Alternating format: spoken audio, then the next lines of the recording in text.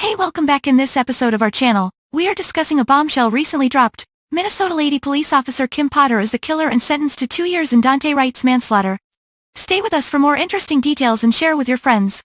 The former Minnesota police officer who fatally shot Daunte Wright while yelling, "Taser," during a traffic stop turned arrest outside Minneapolis was sentenced Friday to 2 years in prison.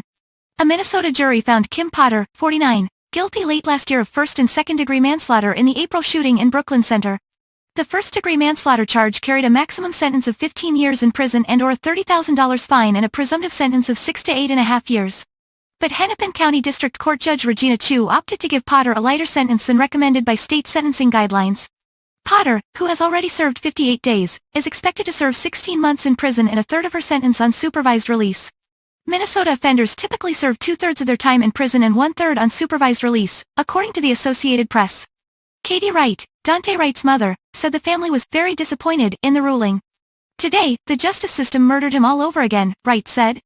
"This isn't okay. This is the problem with our justice system today. White women tears Trump's justice." But before towards details, please subscribe our channel and hit bell icon, so you'll be keep in touch with us. Daunte Wright, Daunte Wright's father, said he felt tricked, cheated, and hurt. "We actually thought we was gonna get a little justice," he said. Attorney Ben Crump said Wright did not get the consideration that he deserved.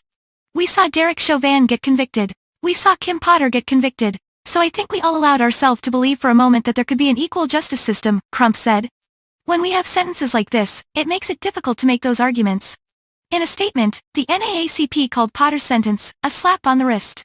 As scores of black men sit in prison for the rest of their lives for committing nonviolent crimes, Kim Potter will be a free woman in 1 year, the civil rights organization said in a statement. "This only magnifies what we already know: the system is broken."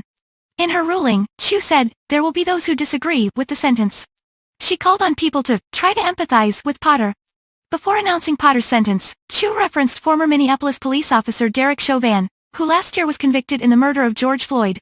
"This is not a cop found guilty of murder for using his knee to pin down a person for 9.5 minutes as he gasped for air," she said. "Potter was a cop who made a tragic mistake," Chu said. Chu added, "She never intended to hurt anyone. Her conduct cries out for a sentence significantly below the guidelines." Chu, choking up, said the sentencing was an extremely difficult decision. She called the case highly unusual and one of the saddest cases I've had on my 20 years on the bench. Chu said she received hundreds of letters on Potter's behalf that paint a portrait of a woman who touched a lot of people in a good way. Prosecutors had argued there were aggravating factors in the case that merited harsher sentencing.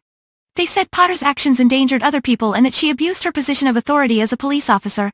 But Chu said the state did not prove the aggravating factors. In a statement, Minnesota Attorney General Keith Ellison urged residents to accept Chu's ruling.